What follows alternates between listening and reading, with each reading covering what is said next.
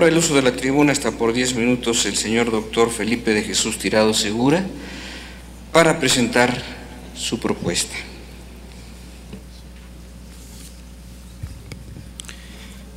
Distinguidos miembros del Senado, qué bueno que evalúen a los evaluadores. Me es altamente honroso y satisfactorio se me conceda la oportunidad para expresar ante el Senado de la República mis consideraciones en torno a la evaluación educativa, lo que haré de manera sucinta dadas las limitaciones del tiempo. Celebro la reforma constitucional que le da autonomía al Instituto Nacional para la Evaluación de la Educación, lo cual ha requerido superar las diferencias partidarias en aras de construir políticas de Estado en beneficio de la nación, que es lo que la ciudadanía anhela. La educación es un proceso que tiene grandes propósitos: favorecer la formación de las personas para que logren una buena calidad de vida, que la sociedad tenga prosperidad y bienestar. La educación no es escolaridad, es un proceso que se da a lo largo de toda la vida. Comienza en la familia, se intensifica en la escuela y finalmente en la sociedad. En la casa, la escuela y la sociedad, el niño adquiere estructuras de pensamiento, conocimientos, valores, modos de ser, estilos de vida, hábitos. De aquí que la educación es sistémica. Tiene que ser entendida como un sistema complejo integrado por múltiples componentes estrechamente interrelacionados con efectos combinados. La evaluación es un componente del sistema de enorme importancia, en tanto tiene una gran capacidad reguladora que al darle consecuencias energetiza al sistema. Puede desencadenar grandes fuerzas que, si se saben canalizar, se podrán modelar comportamientos que nos conduzcan a la mejora de la calidad educativa.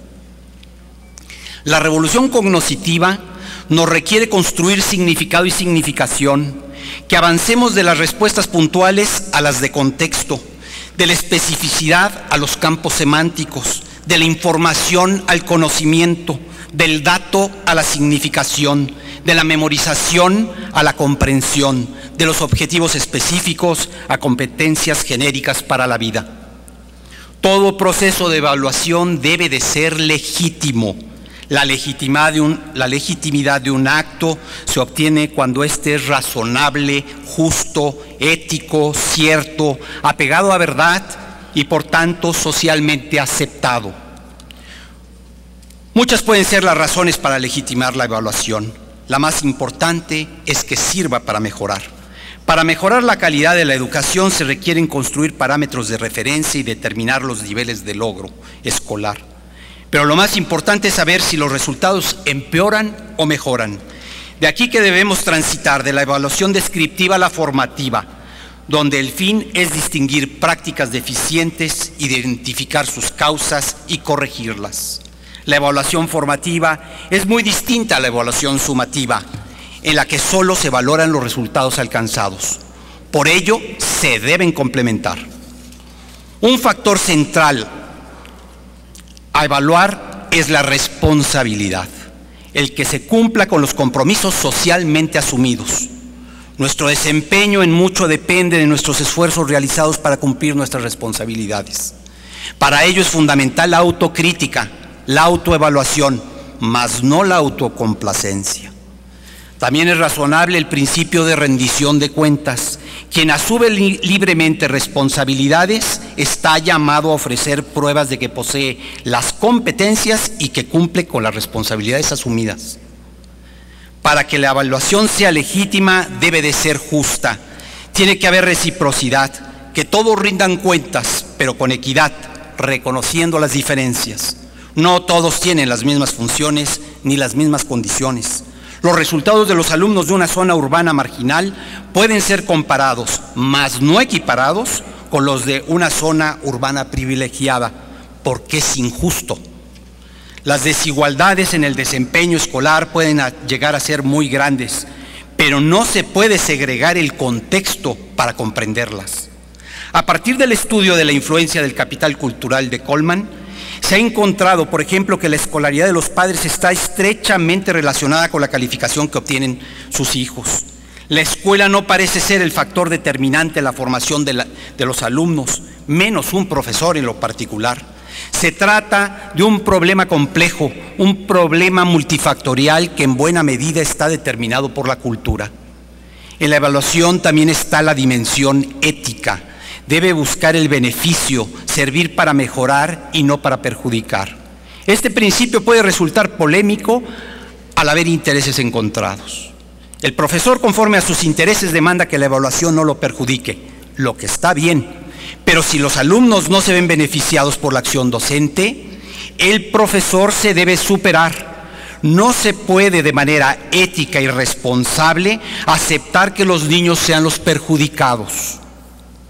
Otro aspecto de la legitimidad es que haya certeza, que los juicios de la evaluación estén basados en hechos reales, verdaderos, verificables. De aquí que todo proceso de evaluación debe de ser válido y confiable. Para que sea válido se tiene que evaluar lo que se pretende evaluar y no otra cosa. Para que sea confiable debe de haber consistencia. Los resultados de la evaluación tienen que ser relativamente los mismos si se aplica 2 o más veces. Debemos transitar de la teoría psicométrica clásica a la teoría de la respuesta al ítem. Tiene que haber transparencia, es decir, poder revisar el proceso de evaluación. Si la evaluación es razonable, justa, ética, equitativa, transparente, válida y confiable, esta ganará aceptación social y con ello cumplirá con los elementos que le darán legitimidad. ¿Qué evaluar? Hay múltiples aspectos del proceso educativo que se deben de evaluar: la asistencia y la puntualidad, los programas, las escuelas, los directores, supervisores, profesores, alumnos. También son muchos los procedimientos metodológicos para hacerlos. Se tiene que precisar qué se quiere evaluar y cómo se puede evaluar sin menospreciar metodologías. Es muy diferente evaluar conocimientos matemáticos a formación cívica y ética o el desempeño de una escuela al de un profesor. ¿A quién evaluar? Normalmente se ha apuntado al alumno, ahora se señala al profesor, desconociendo que el aprendizaje es un fenómeno distribuido. El alumno aprende en todos los grados, en todos los contextos de la escuela y fuera de ella. Los aprendizajes están articulados, secuenciados. El alumno de un profesor mañana será el del otro. Si los niños no aprendieron, el profesor del siguiente grado tendrá que remediar esto para poder avanzar. Las responsabilidades están entrelazadas. Si un profesor no cumple, afectará a los otros. El rezago se irá diseminando y acumulando. Dañará a toda la escuela. Van en el mismo barco. La resultante no son las acciones individuales, es la suma de los esfuerzos colectivos.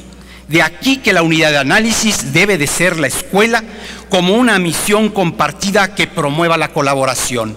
No solo los aspectos cognitivos están articulados, también lo están las dimensiones éticas y emocionales, las cuales pueden ser incluso de mayor relevancia.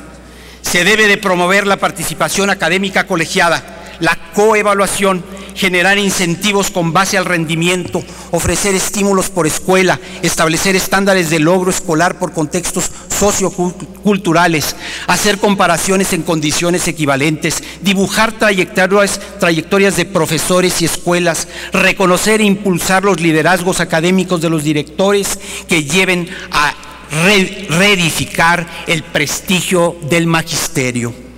¿Cómo evaluar?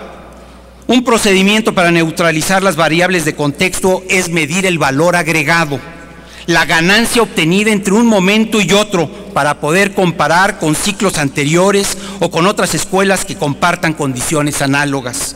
La evaluación relativizada a la misma escuela o al mismo profesor resulta ser más equitativa en cuanto prácticamente se mantiene constante la situación sociocultural. De este modo, se pueden reconocer las mejores prácticas, aprender de ellas y estimular el buen desempeño. Al comparar el valor que se agregó en los ciclos anteriores, se dibujarán trayectorias, se observarán tendencias. Las trayectorias podrán ser comparadas entre los profesores de la misma escuela con los de otras escuelas que sean similares y crear así referentes nacionales. Habrá que definir y ajustar a la luz de la experiencia bajo un proceso que demanda planeación, tiempo, fases bien definidas, con propósitos delimitados por metas. Por último, y no menos importante, tenemos que seguir con la evaluación comparada a nivel internacional, reconociendo que las diferencias y los factores explicativos, para así construir nuestras propias vías atendiendo a nuestras propias circunstancias. Hay muchas y muy buenas razones de por qué y para qué evaluar, pero lo importante es hacerlo bien. Muchas gracias.